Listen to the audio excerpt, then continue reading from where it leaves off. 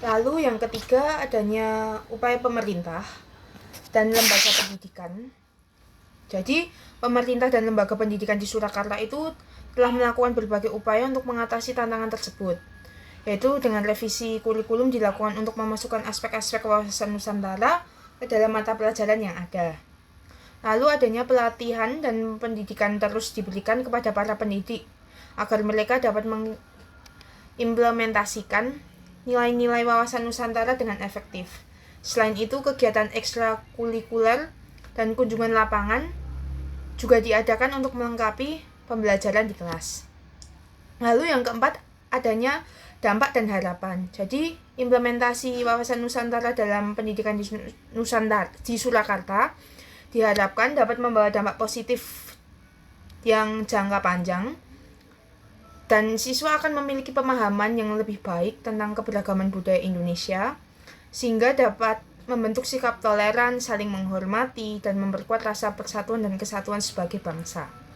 Dengan pemahaman yang lebih mendalam tentang kekayaan budaya Nusantara, diharapkan juga generasi muda dapat menjadi agen perubahan yang mempromosikan keragaman dan memperkuat identitas bangsa. Lalu adanya yang kedua, pemaparan kasus. Jadi di pemaparan kasus ini dalam konteks isu yang terkait di wilayah Surakarta, dalam konteks ini tuh isu yang diangkat adalah implementasi wawasan Nusantara. Implementasi wawasan Nusantara dalam pendidikan khususnya. Nah, wawasan Nusantara itulah adalah konsep yang mengedepankan pemahaman dan penghormatan terhadap keragaman budaya, suku, agama, dan bahasa yang ada di Indonesia ini, khususnya yang sekarang terjadi di Surakarta. Implementasi wawasan Nusantara dalam pendidikan di Surakarta ini melibatkan upaya mengintegrasikan nilai-nilai wawasan Nusantara dalam kurikulum dan kegiatan pembelajaran yang diterapkan di sekolah. Isu ini timbul karena adanya tantangan dalam mengimplementasikan konsep wawasan Nusantara secara efektif di lingkungan pendidikan.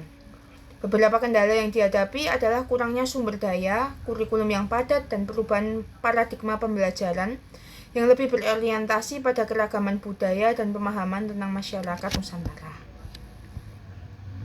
Lalu, adanya pemerintah dan lembaga pendidikan di Surakarta itu telah melakukan berbagai upaya untuk mengatasi isu-isu ini. Revisi kurikulum dilakukan untuk mencakup aspek-aspek wawasan Nusantara tanpa mengorbankan mata pelajaran lainnya. Pelatihan dan pendidikan terus dilakukan kepada para pendidik untuk meningkatkan pemahaman mereka tentang wawasan Nusantara dan metode pembelajaran yang sesuai. Selain itu, kegiatan ekstrakurikuler dan kunjungan lapangan yang mendukung pemahaman wawasan Nusantara diadakan untuk melengkapi pembelajaran yang ada di kelas. Lalu kesimpulannya, di kasus ini kasus implementasi wawasan Nusantara dalam pendidikan di Surakarta menunjukkan komitmen pemerintah dan lembaga pendidikan dalam memperkuat pemahaman dan penghargaan terhadap keberagaman budaya Indonesia. Meskipun terhadap tantangan dalam menerapkan konsep ini, langkah-langkah yang diambil seperti revisi kurikulum, pelatihan pendidik secara gratis, dan kegiatan ekstrakurikuler adalah upaya penting untuk mencapai tujuan tersebut. Dalam jangka panjang diharapkan juga implementasi wawasan Nusantara dalam pendidikan di Surakarta akan membawa dampak yang positif, dan siswa akan lebih mampu menghargai keberagaman budaya, memahami sejarah dan kehidupan masyarakat Nusantara, serta memperkuat rasa persatuan dan kesatuan sebagai bangsa. Terima kasih.